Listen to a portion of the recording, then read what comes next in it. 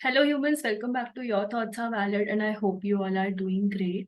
So, today we are going to talk about depression. So, it's like a sensitive topic, and I know like these days it's been in news and it's like it is being talked about, but still बहुत सारी misconception है depression को लेके and still it's a taboo. So yes, ये video psychology students के लिए भी है, but like it's for everyone who is suffering from it or who knows someone who is suffering from it. It's like a very common disorder and you should know about it. And इस video में मैं अपनी journey भी explain करूंगी how I overcame depression. I really don't know if I should say I overcame it, but I think it's like a process, but I'm much better. I'm still in therapy, but I'm much better. I will share how I tried to get out of the lowest state in my life. And basically जितने भी तरीके हैं help लेने के, self help या फिर basically बस depression से फाइट करने के, I will mention in this video. So yeah, let's start with this video. Let me share my screen. Okay, so yes, we are going to talk about depression. So let's just know depression होता क्या है. सो depression को हम clinical terms में major depressive disorder भी बोलते हैं या फिर हम बोल सकते हैं क्लिनिकल डिप्रेशन. और ये बहुत कॉमन है और ये बहुत सीरियस मूड डिसऑर्डर है. जो डिप्रेशन से सफ़र करते हैं उनको परसिस्टेंट फीलिंग्स होती है सैडनेस की. And then like sadness is different than depression. We will talk about that, but it's like कि persistent feelings होती हैं sadness की depression में and hopelessness की feelings होती हैं. The person don't feel like doing anything and they lose interest in activities they used to enjoy. Basically उनकी hobbies, उनका passion, they don't feel like doing anything. And it's like to be diagnosed with depression, symptoms must be present for at least 2 weeks. तो ये DSM के criteria के according है. So DSM is diagnostic statistical manual. So this is the Bible for psychology students. So basically इसमें जो भी criterias mentioned है उसके बाद ही एक उस criteria को follow करके एक diagnose किया जाता है कोई mental disorder. सो डिप्रेशन के लिए जो टाइम पीरियड है डायग्नोस करने का वो है 2 वीक्स. लाइक ये जो सिम्टम्स होने चाहिए डिप्रेशन के, जो भी सिम्टम्स होते हैं, we will talk about symptoms in detail. तो ये जो भी सिम्टम्स होते हैं ये 2 वीक तक, एटलीस्ट 2 वीक तक प्रेजेंट होने चाहिए. ऑल्सो जैसे कुछ मेडिकल कंडीशंस होती हैं, फॉर एग्जांपल थायराइड प्रॉब्लम्स या फिर ब्रेन ट्यूमर या कोई विटामिन डेफिशिएंसी, ये भी कुछ कुछ सिम्टम्स जो हैं डिप्रेशन के वो मिमिक करती है. लाइक सिमिलर से होते हैं कुछ कुछ सिम्टम्स. तो बहुत ज़्यादा इम्पॉर्टेंट है कि हम जो भी जनरल मेडिकल कॉजेज़ हैं उनको हम रूल आउट कर पाएँ और उसके बाद हम डायग्नोस करें कि डिप्रेशन है. डिप्रेशन जो है वो एटलीस्ट 1 in 15 एडल्ट्स को अफेक्ट करता है in any given year. And it is found out कि 1 in 6 पीपल वो लाइक डिप्रेशन एक्सपीरियंस करते हैं at some time in their life. और ये किसी भी टाइम पे हो सकता है, बट एवरेज ये यूजुअली लेट टीनेजर्स को होता है, जो अपने टीनेज के लास्ट ईयर्स में होते हैं या फिर जो मिड 20s में होते हैं, उनको डिप्रेशन होने के ज़्यादा चांसेस होते हैं. और women are more likely to experience depression than men. कुछ स्टडीज ये भी शो करती है कि 1/3 जो वुमेन है वो मेजर डिप्रेसिव डिसऑर्डर एक्सपीरियंस करते हैं इन देयर लाइफ टाइम. और बहुत ज़्यादा हाई डिग्री होती है हेरिटेबिलिटी की, अप्रॉक्सीमेटली 40%, स्पेशली जब रिलेटिव्स फर्स्ट डिग्री हो, मतलब पेरेंट, चिल्ड्रन या सिबलिंग्स. तो ऐसे में डिप्रेशन जेनेटिक होने के चांसेस बहुत ज़्यादा होते हैं.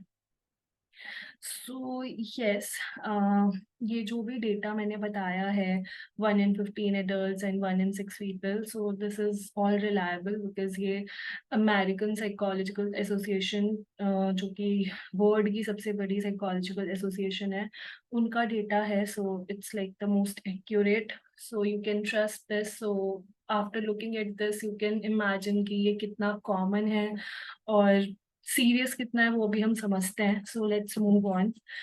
तो DSM-5, सो बेसिकली DSM के वर्जन्स होते हैं, लाइक हर अपडेट करते रहते हैं, उसके बाद उस हिसाब से DSM-5 लेटेस्ट है. तो DSM-5 के अकॉर्डिंग जो फॉलोइंग क्राइटेरिया है वो डिप्रेशन डायग्नोस करता है.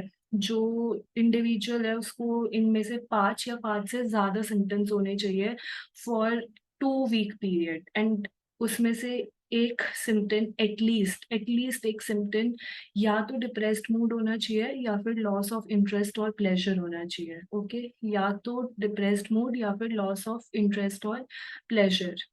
तो पहला सिम्टम देखते हैं. पहला है depressed mood most of the day, nearly every day.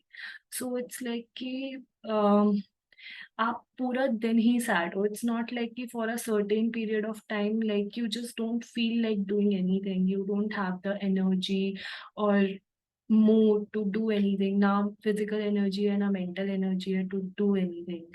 Then it's like कि whatever you used to like music सुनना या फिर sports, कोई भी स्पोर्ट्स जो आपको बहुत पसंद हो या फिर any hobby in that case, तो उसमें बिल्कुल भी इंटरेस्ट ना रहना, वो करने में भी बहुत ज़्यादा एफर्ट्स लगाने पड़ रहे हैं, कुछ भी एफर्टलेस नहीं लग रहा, हर चीज़ बहुत टफ लग रही है, लाइक किसी भी चीज़ में इंटरेस्ट नहीं आ रहा, ना मूवीज़ देखने में, जो भी चीज़ आपको करनी पसंद है किसी में इंटरेस्ट नहीं आ रहा और किसी भी टाइम पे नहीं आ रहा. इट्स नॉट लाइक कि सुबह नहीं आ रहा शाम को नहीं आ रहा, नॉट लाइक दैट, पूरे दिन ही किसी चीज़ में नहीं आ रहा. सिग्निफिकेंट वेट लॉस हो सकता है या फिर वेट गेन भी हो सकता है, लाइक विदाउट एनी डिक्रीज और increase like in your diet. Like significant weight loss तब हो सकता है जब आप डाइटिंग ना कर रहे हो, या फिर वेट गेन भी हो सकता है, या फिर भूख में भी बहुत ज़्यादा चेंजेस आ सकते हैं कि आपकी एपेटाइट बहुत ज़्यादा डिक्रीज हो गई या इंक्रीज हो गई. और वेट लॉस तब भी हो सकता है जब आप डाइटिंग ना कर रहे हो, बिकॉज स्ट्रेस से, डिप्रेशन है तो स्ट्रेस होगा ही होगा, तो स्ट्रेस से हो सकता है कि आपका वेट लॉस हो जाए. एपेटाइट भी चेंज हो सकती है, वेट गेन भी हो सकता है. So it's like that. Then जो थॉट प्रोसेस होती है वो बहुत स्लो डाउन हो जाती है और फिजिकल मूवमेंट में रिडक्शन हो जाता है, जो कि बेसिकली दूसरे भी ऑब्जर्व कर सकते हो और आप खुद भी फील कर सकते हो कि आप अच्छे से सोच नहीं पा रहे जितना आप सोच सकते हो, आप उतना काम नहीं कर पा रहे हो, उतनी प्रोडक्टिविटी नहीं है, और आप पूरा दिन बस टायर्ड फील करते हो. नो दैट फीलिंग कि बेड से भी उठने का मन नहीं है, बेड से भी उठने के लिए बहुत एफर्ट्स लग रहे हैं, ब्रश तक करने के लिए बहुत एफर्ट्स लग रहे हैं, जो बेसिक चोर्स होते हैं, बेसिक एवरीडे चोर्स होते हैं, वो करने में बहुत एनर्जी लग रही है, मेंटल फिजिकल दोनों. Then feelings of worthlessness or excessive or inappropriate guilt nearly every day. बहुत ज़्यादा worthless फील करना, ऐसा फील करना कि आपका कोई रोल ही नहीं है, आप यूजलेस हो, आपको प्यार डिजर्व नहीं करते, एंड ऑल सच थॉट्स. या फिर बहुत ज़्यादा गिल्टी फील करना ऐसी चीज़ों के लिए जिसके लिए आप रिस्पॉन्सिबल भी नहीं हो, तो that also comes under symptoms of depression. Then diminished ability to think or concentrate or indecisiveness nearly every day. सो कहीं भी कंसंट्रेट आप नहीं कर पा रहे, लाइक ना आप कोई वीडियो नहीं देख पा रहे, आप कोई भी चीज नहीं कर पा रहे, ना आप म्यूजिक सुन पा रहे हो, ना आप मूवी देख पा रहे हो, ना आप किसी से बात कर पा रहे हो, और बहुत ज्यादा आप इनडिसाइसिव हो गए हो, लाइक आपको कुछ समझ नहीं आ रहा कि क्या डिसीजन लेना है, करना चाहिए नहीं करना चाहिए. और ये बेसिकली हर दिन होने लगता है, like for at least 2 week period. Then recurrent thought of death, recurrent suicidal ideation without a specific plan or a suicide attempt or a specific plan for committing suicide. So ऐसे में जब इतनी ज़्यादा worthlessness feeling होती है, and then like जब peak पे होता है डिप्रेशन, तो बहुत ज़्यादा चांसेस होते हैं कि आपको डेथ के थॉट्स आने लगे लगातार, आपको लगातार सुसाइड के थॉट्स आए, आप like either you don't have a plan but you feel like you don't want to live anymore, or you want to attempt suicide, or you want you made a particular plan to commit suicide. So कुछ भी हो सकता है इसमें से, या तो सिर्फ सुसाइड का आइडिया या फिर सुसाइड का पूरा प्लान या सुसाइड अटेम्प्ट ही कर लेना. So that all is common in depression, but ये बहुत पीक वाली स्टेज होती है. So before that try to consult a psychiatrist or a psychologist. So let's move on. तो हम एक बार समझ लेते हैं कि सैडनेस और डिप्रेशन में डिफरेंस क्या होता है. सैडनेस जो है वो एक नेचुरल इमोशनल स्टेट है. लाइक इमोशंस बहुत ही नॉर्मल सी चीज़ है, हमारे में बहुत सारे इमोशंस हैं, हम ह्यूमन बींग्स हैं. तो सैडनेस बस एक इमोशनल स्टेट है. डिप्रेशन जो है वो एक डिसऑर्डर है. सैडनेस एक इमोशन है, डिप्रेशन एक डिसऑर्डर है. सैडनेस टेम्पररी होता है और टाइम के साथ वो चली जाती है. डिप्रेशन जो होती है वो उसमें बहुत ज़्यादा परसिस्टेंट फीलिंग्स होती हैं, सैडनेस की, होपलेसनेस की, वर्थलेसनेस की. सैडनेस यूजुअली एक इवेंट से ट्रिगर होता है. लाइक किसी की डेथ हो गई फैमिली में, या फिर आप किसी एग्जाम में फेल हो गए. डिप्रेशन के बहुत सारे ट्रिगर्स हो सकते हैं, कॉज हो सकते हैं, बट ज़रूरी नहीं है कि किसी एक स्पेसिफिक इवेंट से वो ट्रिगर हो. लाइक कभी कभी कोई रीज़न नहीं भी होता, but still you just suffer from depression. Then sadness में यूजुअली फंक्शनिंग इम्पैक्ट नहीं होती, day to day functioning impact नहीं होती. डिप्रेशन में आपकी जो डे टू डे फंक्शनिंग होती है वो सिग्निफिकेंटली इम्पैक्ट होती है, सिग्निफिकेंटली इम्पेयर हो जाती है. सैडनेस अपने आप से ठीक हो जाती है. डिप्रेशन प्रोफेशनल ट्रीटमेंट की ज़रूरत पड़ती है. लाइक नॉट लाइक कि उसके बिना ठीक नहीं हो सकता, but depression usually requires professional help. Then moving on, risk factors क्या होते हैं डिप्रेशन के. तो डिप्रेशन किसी को भी हो सकता है, इवन एक ऐसा इंसान जो कि बहुत ही सही सर्कमस्टांसेस में रह रहा है. फॉर एग्जाम्पल, जो लोग बहुत रिच होते हैं, even they also commit suicide sometimes because of depression. तो डिप्रेशन इट्स बेसिकली लाइक किसी को भी हो सकता है, और बहुत सारे फैक्टर्स रोल प्ले करते हैं डिप्रेशन में. पहला जैसे बायोकेमिस्ट्री हो गया, कि कुछ ब्रेन में हमारे ऐसे केमिकल्स होते हैं जो डिप्रेशन में कंट्रीब्यूट करते हैं.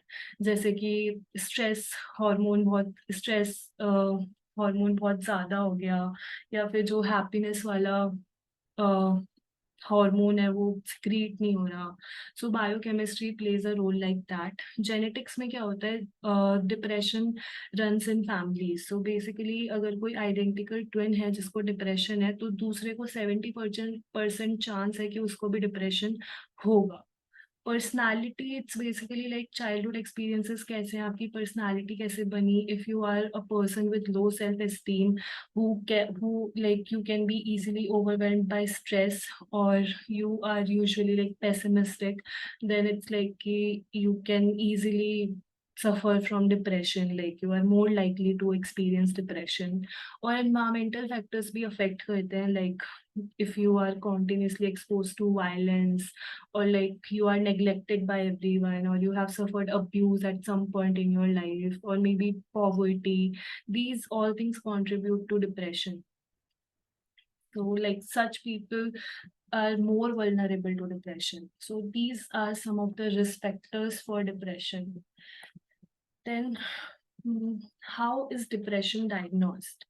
So before a diagnosis or treatment, a health professional should conduct a thorough diagnostic evaluation, including an interview and a physical examination. So basically इसमें इंटरव्यू के टाइम पे आपको कोई ना कोई क्वेश्चनर मिलता ही है, जो कि आपको फिल करना होता है, या फिर हो सकता है 1-to-1 इंटरव्यू ले साइकियाट्रिस्ट या साइकोलॉजिस्ट, एंड उसके बाद कोई क्वेश्चनर फिल करवाए. उसके बाद कुछ फिजिकल एग्जामिनेशन भी होते हैं, बेसिकली ये देखने के लिए कि कई और चीज़ें तो अफेक्टेड नहीं है. लाइक कहीं थायराइड तो नहीं है, कहीं और कोई बीमारी तो नहीं है जिसके सिम्टम्स डिप्रेशन से मैच करते हैं. कुछ केसेस में ब्लड टेस्ट भी करवाया जाता है, ये श्योर करने के लिए कि डिप्रेशन मेडिकल कंडीशन की वजह से नहीं है, जैसे कि थायराइड या विटामिन डिफिशियंसी. और जो इवैल्यूएशन होता है वो आइडेंटिफाई करता है स्पेसिफिक सिम्टम्स को, और एक्सप्लोर करता है मेडिकल और फैमिली हिस्ट्रीज भी. लाइक फैमिली में कभी किसी को डिप्रेशन रहा है या नहीं, और कल्चरल और एनवायरमेंटल फैक्टर्स, ये सब कुछ पूछे जाते हैं डिप्रेशन जब डायग्नोस किया जाता है.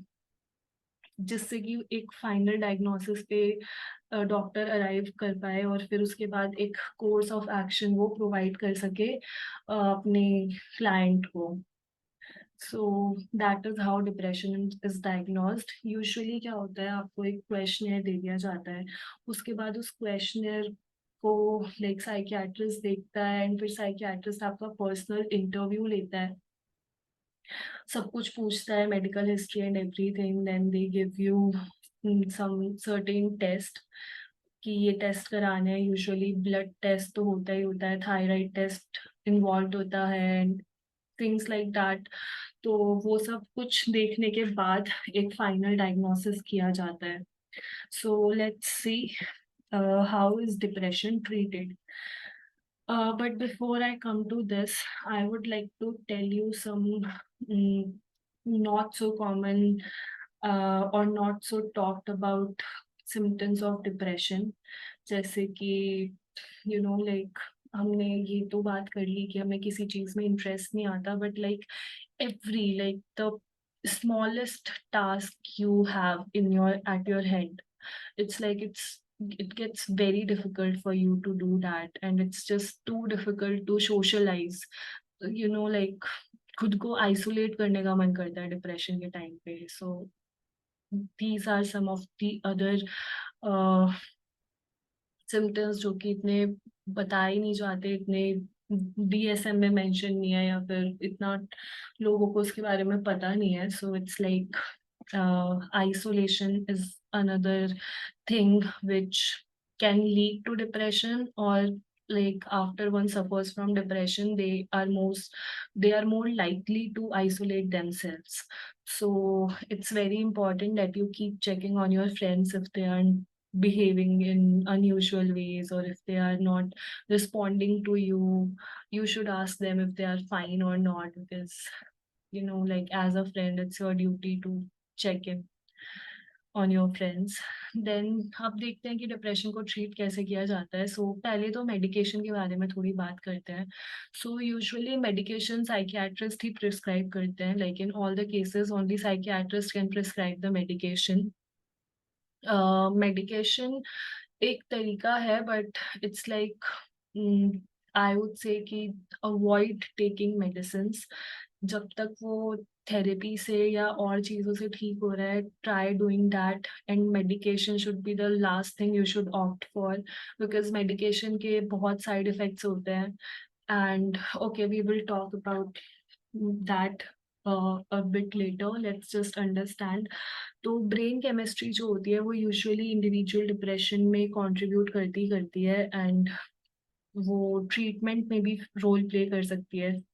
एंड इसी रीजन से जो एंटी डिप्रेसेंट्स होते हैं उनको प्रिस्क्राइब किया जाता है, जिससे ब्रेन की जो केमिस्ट्री है उसको मॉडिफाई किया जा सके. और ये जो मेडिकेशंस होती हैं ये सिडेटिव्स नहीं होती है, ना ही अपर्स होती है, ना ट्रांक्विलाइजर्स होती है. ये हैबिट फॉर्मिंग नहीं होती, एंटी डिप्रेसेंट्स हैबिट फॉर्मिंग नहीं होती. सो it's like a misconception. If like doctor आपको डिप्रेशन के लिए कोई मेडिसिन प्रिस्क्राइब कर रहा है, इट्स वेरी कॉमन कि आपके रिलेटिव्स आके आपको बोलेंगे ओ इनकी आदत पड़ जाती है and all that, but that's not true. ये हैबिट फॉर्मिंग नहीं होती है. और जनरली जो एंटी डिप्रेसेंट मेडिकेशंस होती है उनका कोई स्टीमुलेटिंग इफेक्ट नहीं होता उन लोगों पे जो कि एक्सपीरियंस कर रहे हैं डिप्रेशन. एंटी डिप्रेसेंट्स जो होती हैं वो कुछ इम्प्रूवमेंट दिखाती है फर्स्ट वीक में या फिर फर्स्ट 2 वीक्स में, बट पूरे बेनिफिट्स 2 या 3 महीने बाद आते हैं. और अगर एक patient little if a patient feels little or no improvement even after several weeks, then उसको साइकियाट्रिस्ट को दोबारा से कंसल्ट करना पड़ता है, एंड फिर उसकी जो भी मेडिकेशन की डोज है वो चेंज की जाती है, या फिर दूसरा एंटी डिप्रेसेंट दिया जाता है. एंड ये बहुत इम्पॉर्टेंट है ये जानना कि मेडिकेशन लाइक आप अगर आपके लिए वो मेडिकेशन वर्क नहीं कर रही या फिर you are experience some kind of side effects, do let your doctor know about that. It's very important. Psychiatrist usually recommend करते हैं पेशेंट्स को कि वो एटलीस्ट 6 महीने मेडिसिन लें या फिर उससे ज़्यादा, जिससे कि जो सिम्टम्स हैं वो रिपीट ना हो. Like even after you are getting better, you are still supposed to take medicines for a while, जिससे कि वो symptoms दोबारा से ना आए. Then your health care professional may prescribe. तो पहले टाइप की मेडिसिन जो कि आपको प्रेस्क्राइब की जा सकती है डिप्रेशन में, वो है सिलेक्टिव सेरोटोनिन रीअपटेक इनहिबिटर्स, जिनको हम एस एस आर आई से जानते हैं. सो बेसिकली ये कैसे डिप्रेशन को ट्रीट करते हैं, ये बेसिकली जो न्यूरो होता है सेरोटोनिन, उसको इंक्रीज कर देती है. तो जो एसएसआरआई होता है उनको कुछ ड्रग्स के साथ नहीं लेना चाहिए, जैसे कि मोनोअमाइन ऑक्सीडेज इनहिबिटर्स. और भी ऐसी बहुत सी ड्रग्स है जिनके साथ एसएसआरआई को नहीं लेना चाहिए. और स्पेशली जो लोग प्रेग्नेंट होते हैं उनको अपने डॉक्टर से इसके बारे में पूछ लेना चाहिए कि इसका कोई साइड इफेक्ट तो नहीं होगा. और you should also use caution if you have narrow angle glaucoma. Then also you are supposed to ask your doctor. And कुछ examples इसके हैं सिटालोप्रैम, जिसको हम सिलेक्सा के नाम से ये यूजुअली बिकती है. देन एसिटालोप्रैम, देन लेक्सा प्रो और ल्यूवॉक्स. So these are some of the examples. Then serotonin and epinephrine reuptake inhibitors, जिनको हम एसएनआरआई के नाम से जानते हैं. तो बेसिकली ये भी न्यूरोट्रांसमीटर सेरोटोनिन और नॉरएपिनेफ्रिन की अमाउंट को इंक्रीज कर देती है ब्रेन में. सो एसएनआरआई जो होता है उसको अगेन मोनोअमाइन ऑक्सीडेज इनहिबिटर्स के साथ नहीं लेना चाहिए. और कॉशन यूज करना चाहिए अगर आपको कोई भी लिवर या किडनी प्रॉब्लम है या फिर नैरो एंगल ग्लॉकोमा है. कुछ एसएनआरआई के एग्जाम्पल हैं Pristic, then duloxetine and venlafaxine, and all these are some of the examples of SNRI. Then let's see tricyclic and tetracyclic antidepressant. ये भी न्यूरोट्रांसमीटर सेरोटोनिन और नॉरएपिनेफ्रिन को इंक्रीज कर देते हैं. इनके एसएसआरआई और एसएनआरआई से ज़्यादा इनके साइड इफ़ेक्ट्स होते हैं, तो इनको कम प्रेस्क्राइब किया जाता है और इनको कॉशन लेना चाहिए अगर नैरो एंगल ग्लॉकोमा है आपको. इसके कुछ एग्जाम्पल हो गए इलेविल या फिर डॉक्सिपिन या not triptyline. All these are some of the examples. Then noradrenaline and dopamine reuptake inhibitors, जिनको हम NDRIs भी बोलते हैं. ये ड्रग डिप्रेशन को ट्रीट करते हैं डोपामीन के लेवल को इंक्रीज करके और नॉर एड्रीनलिन के लेवल को इंक्रीज करके ब्रेन में. इसका एक एग्जाम्पल है ब्यूप्रोपायन, जिसको हम वेलब्यूट्रिन के नाम से भी जानते हैं. देन मोनोअमाइन ऑक्सीडेज इनहिबिटर्स, ये नॉरएपिनेफ्रिन सेरोटोनिन डोपामीन और टायरामीन का लेवल इंक्रीज कर देती है ब्रेन में. इसके बहुत ज़्यादा साइड इफेक्ट होता है तो इसको यूजुअली यूज़ नहीं किया जाता. और इसके बहुत सारे एग्जाम्पल्स हैं, बट हम यहाँ पे जो पढ़ेंगे वो है मारप्लान, नार्डल, एमसैम एंड पार्नेट. ये कुछ एग्जाम्पल्स हैं monoamine oxidase inhibitors के. But don't go to any medical store and ask for any of these medicines. You need to consult a psychiatrist first. Do not take these medicines. First of all, ये मिलेगी भी नहीं बिना prescription के. Then लेनी भी नहीं चाहिए, because only your psychiatrist will know कि आपको कितना amount, like कितने mg की medicine needed है and आपको actually depression है भी या नहीं. तो all these things are there, so please consult a psychiatrist. ये सब मैं सिर्फ नॉलेज के लिए बता रही हूँ आपको कि ये एंटी डिप्रेसेंट्स वर्क कैसे करता है. एंड ये एडिक्टिव नहीं होती, इसके बाकी साइड इफेक्ट होते हैं, but addiction is not the one. Then convulsive therapy. So this is not available in India. ये एक मेडिकल ट्रीटमेंट है जो कि यूजुअली उन पेशेंट्स के साथ यूज़ किया जाता है जिन पे बाकी ट्रीटमेंट असर नहीं करते. इसमें बेसिकली एक इलेक्ट्रिकल स्टिमुलेशन दिया जाता है ब्रेन को जब पेशेंट एनेस्थीसिया में होता है, एनेस्थीसिया वाले स्टेट में होता है, लाइक बेहोश होता है. और पेशेंट यूजुअली ईसीटी उसको 2 से 3 बार दिया जाता है एक हफ्ते में, और एटलीस्ट 6 से 12 बार दिया जाता है. लाइक 6 से 12 बार दिया जाता है ये ट्रीटमेंट। और इसको यूजुअली मेडिकल प्रोफेशनल की टीम हैंडल करती है, जिसमें एक साइकियाट्रिस्ट होता है, एक एनेस्थीसियोलॉजिस्ट होता है और एक नर्स या फिजिशियन असिस्टेंट होता है। But this is not available in India.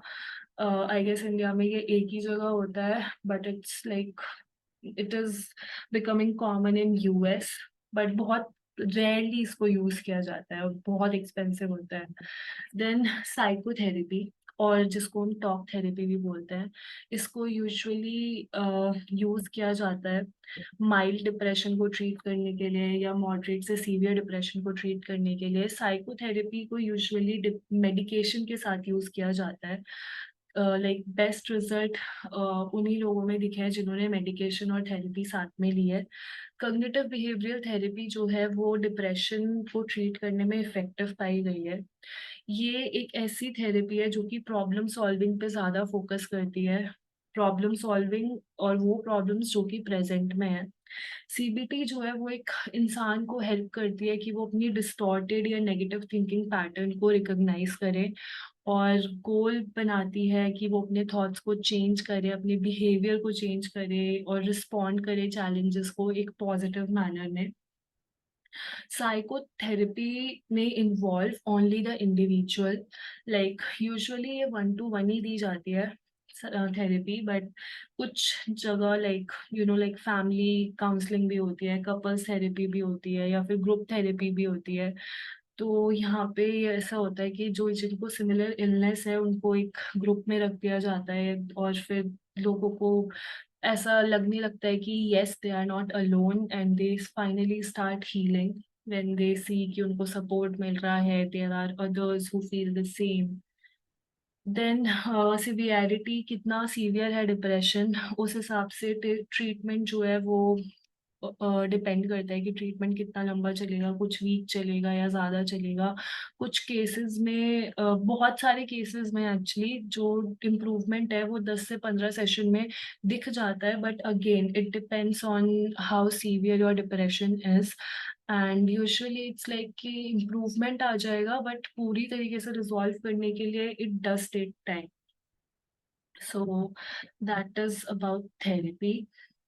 Then self help and coping, बहुत सारी चीज़ें जो आप कर सकते हो डिप्रेशन के सिम्टम्स को रिड्यूस करने के लिए। बहुत सारे लोगों के लिए रेगुलर एक्सरसाइज जो है वो पॉजिटिव फीलिंग क्रिएट करती है, मूड इम्प्रूव करती है, या फिर इनफ क्वालिटी स्लीप लेना रेगुलर बेस पे, हेल्दी डाइट फॉलो करना, अल्कोहल अवॉइड करना, ये सब कुछ डिप्रेशन रिड्यूस करता है। डिप्रेशन एक रियल इलनेस है और इसके लिए हेल्प अवेलेबल है। जो जो भी लोग बोलते हैं कि it is just in your head, it is not, it's a real illness.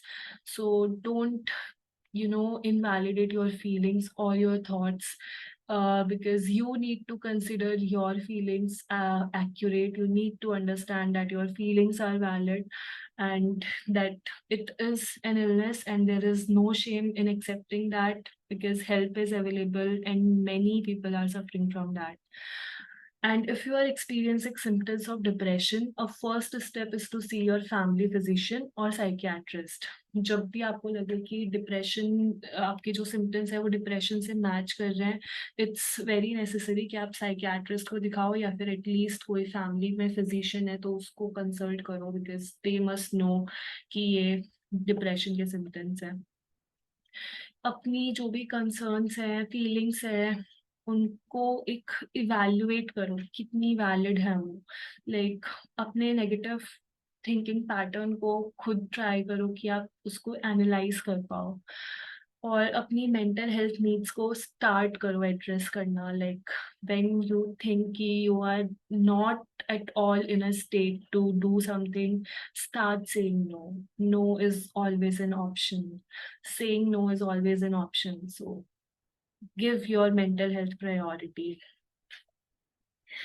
So it's like ऐसे बहुत से लोग हैं who can't afford therapy and who cannot afford to see a psychiatrist as well, or maybe they don't want to, they are afraid, there are many reasons. So ऐसे में आप क्या कर सकते हो? ऐसी तो आजकल इट्स लाइक कि we are living in the world of technology, तो ऐसी बहुत सी मेंटल हेल्थ एप्स हैं जो कि एक बहुत ही एक इफेक्टिव ऑल्टरनेटिव है if you can't afford therapy. So with the state of the world set to crazy mode right now, who isn't having feelings? Whatever your emotion, stress, anger, angst, depression, a little extra help dealing is something we could all use.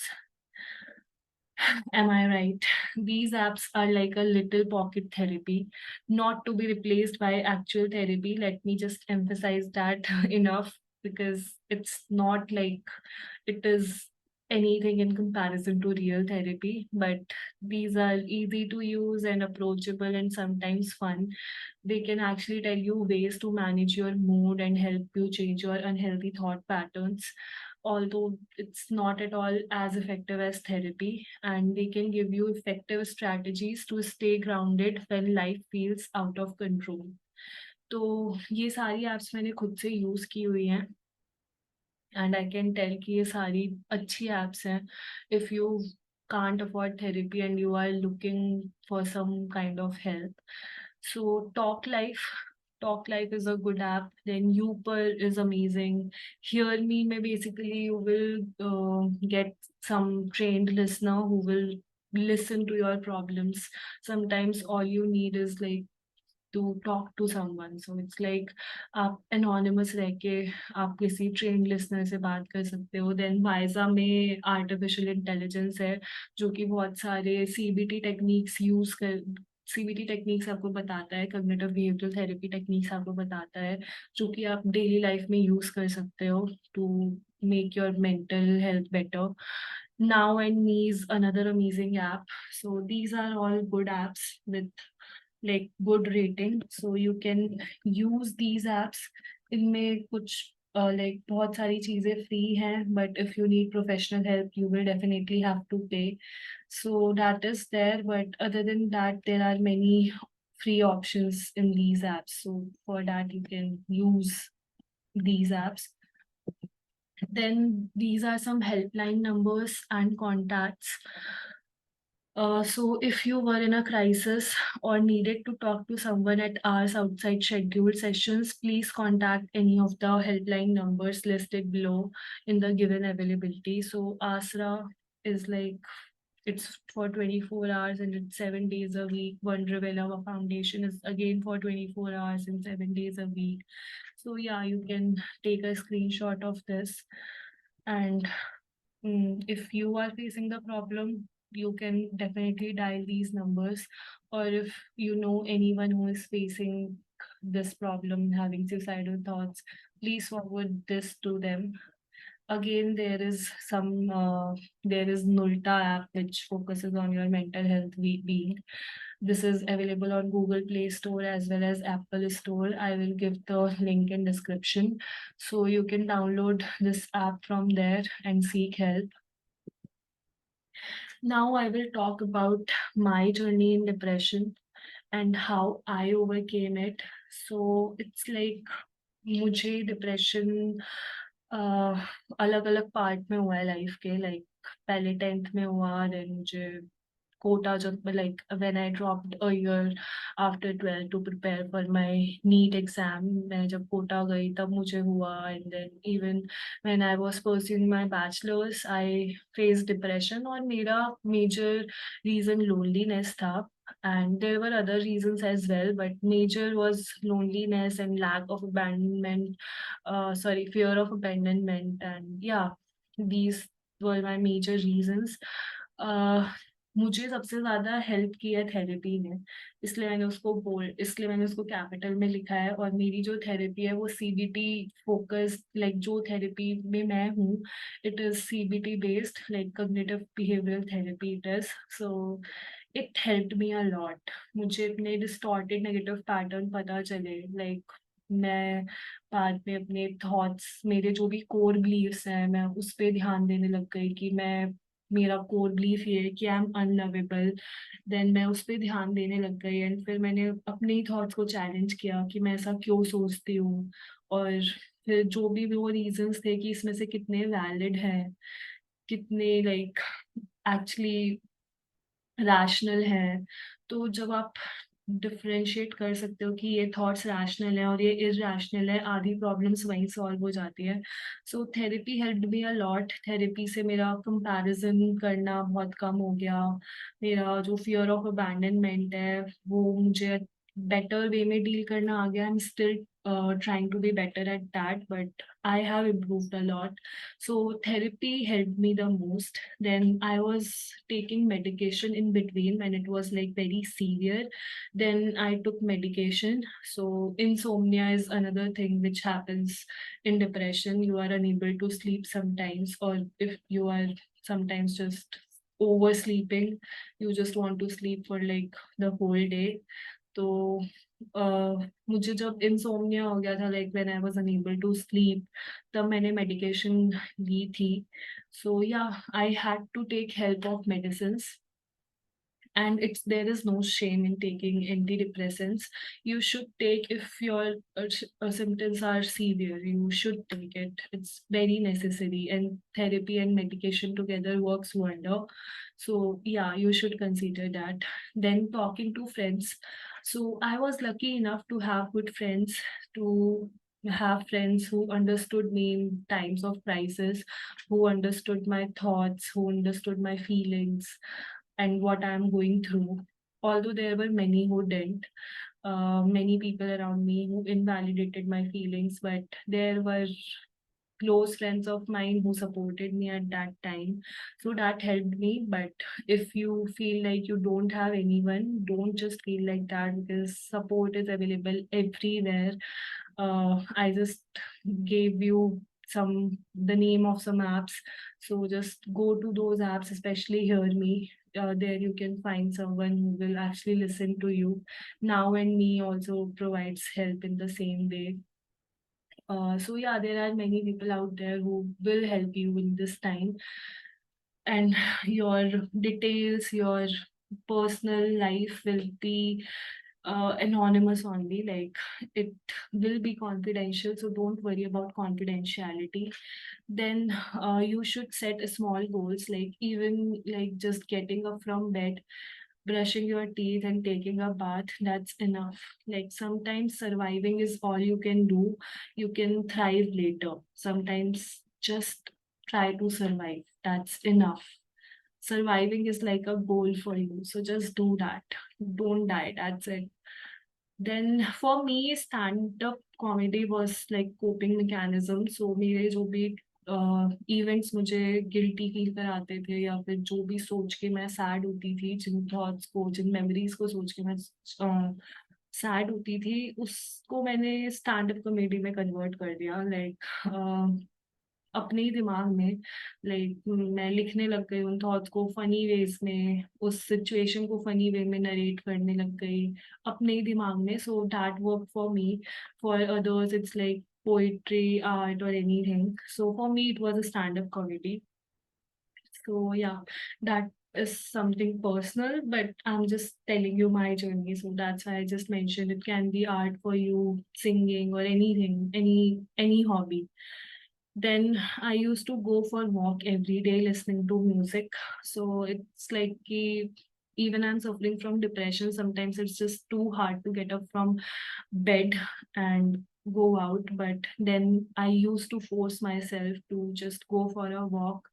And at that time, I used to listen to music. So although depression के time पे playlist बहुत sad होती है, but I use to try कि मैं एक energetic song सुनूं, and that use to help me. So yeah, that is again something personal. You can try doing this also, like walking come under like very mild exercise, but yeah, it did help me.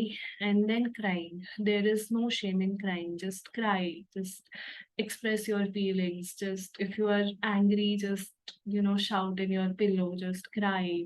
There is no shame in crying. You are not weak if you are crying. Just express your emotions.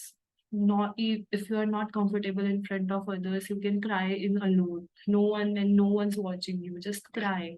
Just let it out. let it out and let it go. So yeah, these things helped me to overcome depression.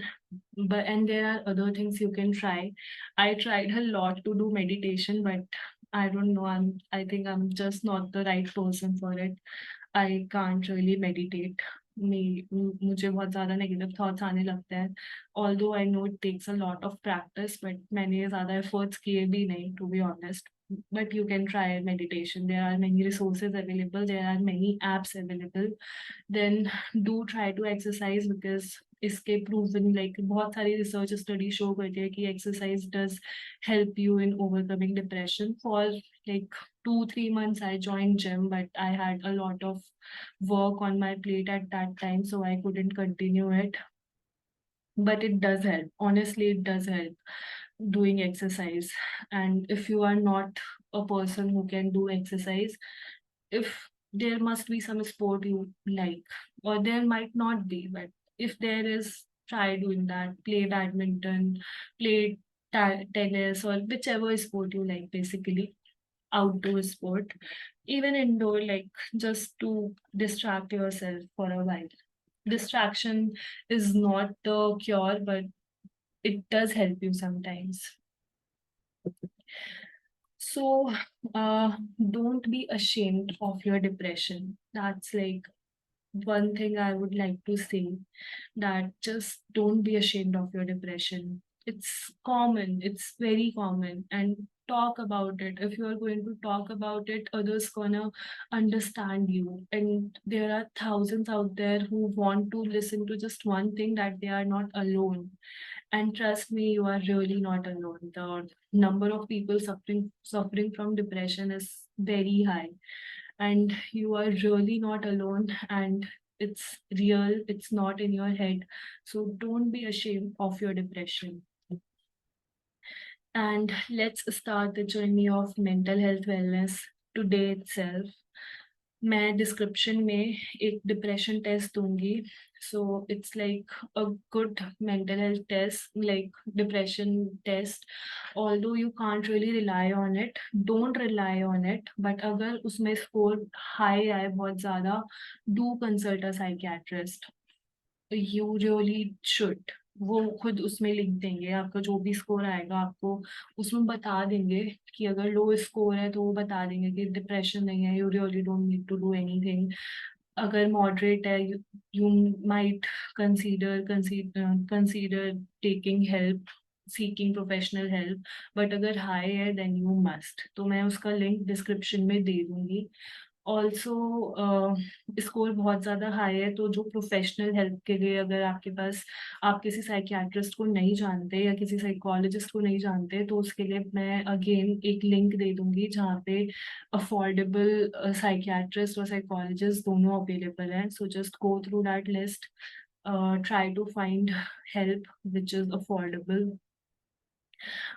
Step 3 ये है कि if you really can't afford mental health professional, then download the apps that I will mention in the description. So description में मैं वही app mention करूँगी जो मैंने अभी पहले वाले स्लाइड्स में बताई है.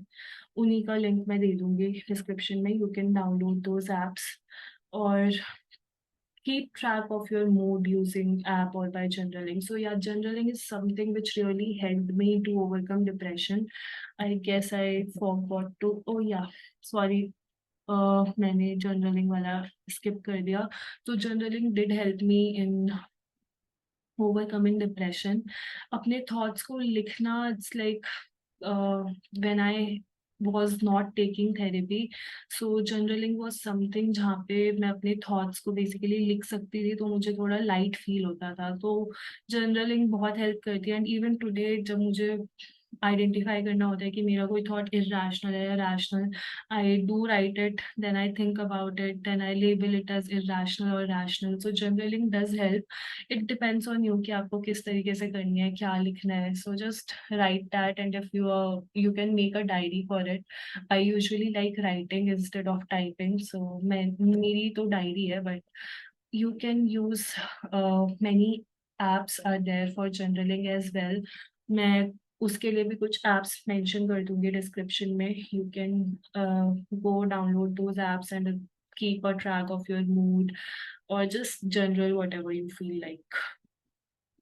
So yeah, that is like, these are like the initial steps you should take today itself, right now itself, to start your journey of mental health wellness. Do prioritize your mental health. And yes, I would like to end this video by saying that you are not alone in this. There are many people out there to help you out, and you can definitely trust me. If you are facing a lot of problem or even mild problem, you can definitely comment down. I am going to help you out to find some kind of help. So yeah, that is all I want to say, and I hope the message is clear to you all, depression is clear to you all. And yeah, that is it for today's video. I will see you all in the next video. Thank you so much for watching.